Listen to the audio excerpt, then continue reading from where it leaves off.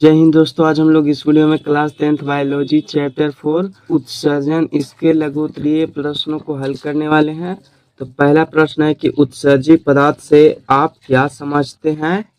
इसका उत्तर लिखेंगे कि सजीवों में उपापचयी क्रियाओं के फलस्वरूप पचे हुए भोज्य पदार्थ अवशोषित कर लिए जाते हैं। इस क्रिया के फलस्वरूप कुछ ऐसे पदार्थों का निर्माण होता है जो शरीर के लिए अनावश्यक एवं विषाक्त होते हैं। ऐसे पदार्थों को उत्सर्जी पदार्थ कहते हैं, जैसे कि CO2 यानी कि कार्बन डाइऑक्साइड, पसीना, मल मूत्र इत्यादि। उत्सर्जन की परिभाषा लिखें। इसका लिखेंगे कि जीवों के शरीर से उपापचयी क्रियाओं के फलस्वरूप उत्पन्न अवशिष्ट पदार्थों का निष्कासन ही उत्सर्जन कहलाता है। यानी कि जब हम लोग अपने शरीर में भोजन की क्रिया करते हैं, उसके बाद भोजन के फलस्वरूप जो क्रिया होता है और उसके पश्चात हमारे शरीर में जो भी अवशिष्ट यानी कि बेकार की पदार्थें होती है वो शरीर से बाहर निकलता है, वह उत्सर्जन कहलाता है।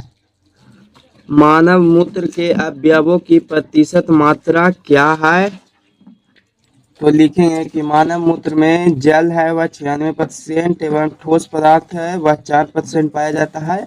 और इसी 4% में देखेंगे तो 2% यूरिया होता है और 2% अन्य पदार्थ होता है। ग्लोमेरुलर फिल्ट्रेशन क्या है।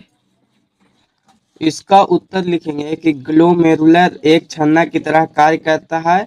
अभिवाही धमनिका जिसका व्यास अपवाही धमनिका से अधिक होता है, रक्त के साथ यूरिया, यूरिक अम्ल, जल, ग्लूकोज, लवण, प्रोटीन इत्यादि ग्लोमेरुलस में लाती है। ये पदार्थ बोमेन संपुट की पतली दीवार से छनकर वृक्क नलिका में चले जाते हैं।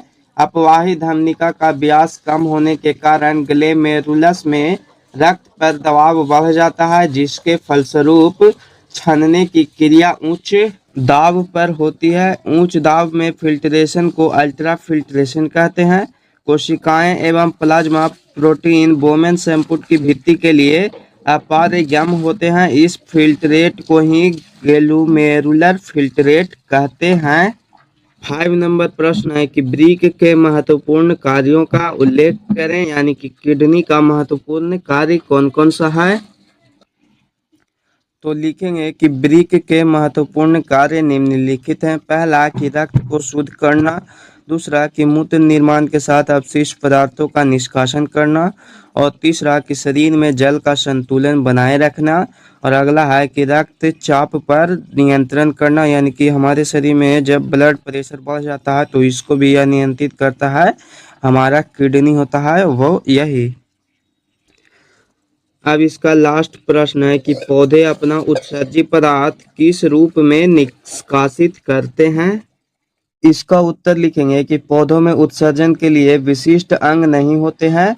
इसमें उत्सर्जन के लिए कई तरीके अपनाए जाते हैं। श्वसन क्रिया से CO2 गैस एवं प्रकाश संश्लेषण क्रिया से ऑक्सीजन गैस विसरण क्रिया द्वारा पत्तियों से निष्कासित होते हैं। जलीय पौधे उत्सर्जी पदार्थों को विसरण द्वारा सीधे जल में निष्कासित करते हैं, जबकि स्थलीय पौधे कुछ उत्सर्जी पदार्थ को अपने आसपास की मृदा में निष्कासित करते हैं तथा कुछ पौधे टैनिन, रेजिन, गोंद आदि के रूप में उत्सर्जी पदार्थ बाहर निकालते हैं।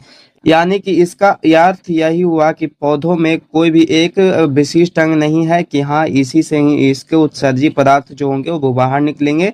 जबकि मनुष्य में देखेंगे तो आप लोगों को पता ही होगा कि उत्सर्जी पदार्थ निकालने के लिए बनाया गया है विशिष्ट अंग होते हैं, जैसे कि पसीना निकालने के लिए त्वचा से निकल जाता है और कार्बन डाइऑक्साइड गैस है वह मुंह के द्वारा निकल जाता है, तो इस प्रकार से। लेकिन पौधों में गैसों का जो विसरण होता है वह विसरण की क्रिया द्वारा पत्ती से बाहर निकल जाता है, और जो पौधे जल में रहते हैं वे अपना निष्कासन सीधे जल में ही कर देते हैं, और जो पौधे स्थल पर पाए जाते हैं उसमें कुछ जगहों पे देखेंगे तो टैनिन, गोंद, रेजिन ये सभी चीजें होते हैं जिससे के द्वारा कि वे अपना उत्सर्जी पदार्थों को बाहर निकालते हैं। तो यही था इसका अर्थ, आप लोग समझ गए होंगे। तो मिलते हैं फिर हम लोग किसी और नए वीडियो के साथ, तब तक के लिए जय हिंद जय भारत।